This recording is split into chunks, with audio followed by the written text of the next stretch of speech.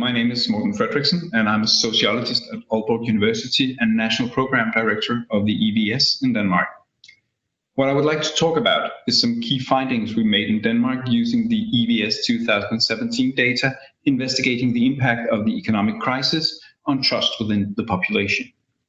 The concept I'm focusing on here is generalized trust, which means how trustworthy a person thinks that other people are in general. When we decide to trust other people or not, we draw on a combination of our experience, emotions, and a calculation of risk to find out whether a specific person is trustworthy or not.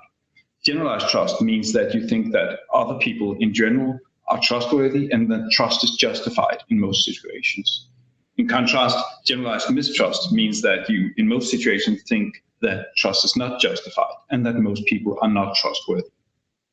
What we find across Europe is that over the last 30 to 40 years, generalized trust has been quite stable in some countries and decreasing in other countries.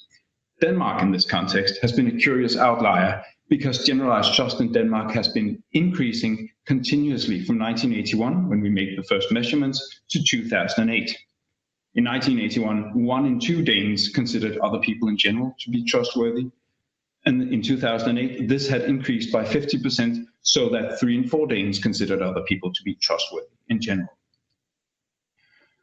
While trust had increased most rapidly among the affluent with high levels of education and a good health, all groups within the Danish society expressed increasing levels of trust from 1981 to 2008, just before the economic crisis hit.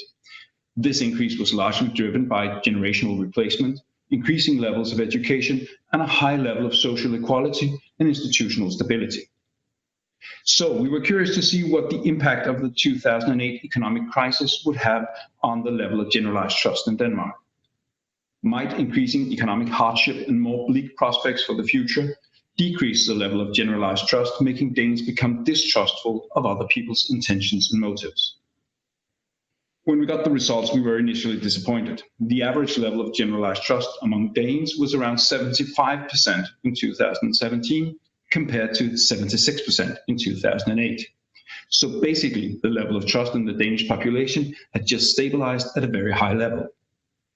However, once we started analyzing the data more in detail, a different picture emerged. As it turns out, only the average was stable, and in fact, this was hiding that we were seeing a polarization of trust levels within the Danish population. While generalized trust was still increasing among those with high education and higher incomes, trust was also declining among specific population groups. We can, for instance, compare the fifth of the respondents with the highest incomes to the fifth of the respondents with middle incomes. The first, high-income group, saw a 3 percentage point increase in generalized trust from 2008 to 2017. In contrast, the latter, middle-income group, saw a 10 percentage point decrease in generalized trust within the same time period, leading to a polarization of trust levels within the population. In general, we found that people with lower incomes and shorter education had declining trust levels in the wake of the economic crisis. And more specifically, we found that those who were most vulnerable to unemployment and economic uncertainty were those who saw the biggest declines in trust levels. This was particularly the case for people with vocational education that often work in industries exposed to economic uncertainty, such as, for instance, construction work. And it was also the case for people with poor health, who often have a more tenuous position in the labor market. So the takeaway from this is that those who were most exposed to uncertainty following from the economic crisis in 2008 were also those who lost trust in other people and started to see them as potential adversaries rather than collaborators. Generalized trust is an important resource in a country because if people generally trust others, even people they do not know, it becomes much easier to cooperate with other people, both in regards to business, civil society, politics, and in private networks.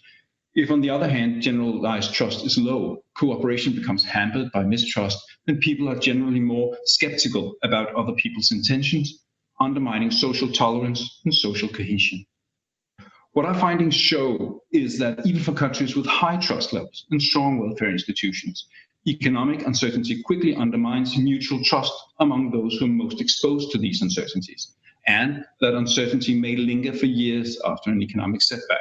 We may imagine that the same may be the case for the economic fallout from the current COVID crisis and in the future from the climate crisis. The consequences can be lower levels of cooperation, tolerance, and social cohesion, threatening the social and political unity of a country if the fears and uncertainties of the less well-off are not addressed promptly and efficiently. Thank you very much. The European Value Study is a large-scale, cross-national, and longitudinal survey research program on basic human values. With its 5 waves since 1981 to 2020, the EVS data provides insight into the ideas, beliefs, preferences, attitudes, values, and opinions of people all over Europe.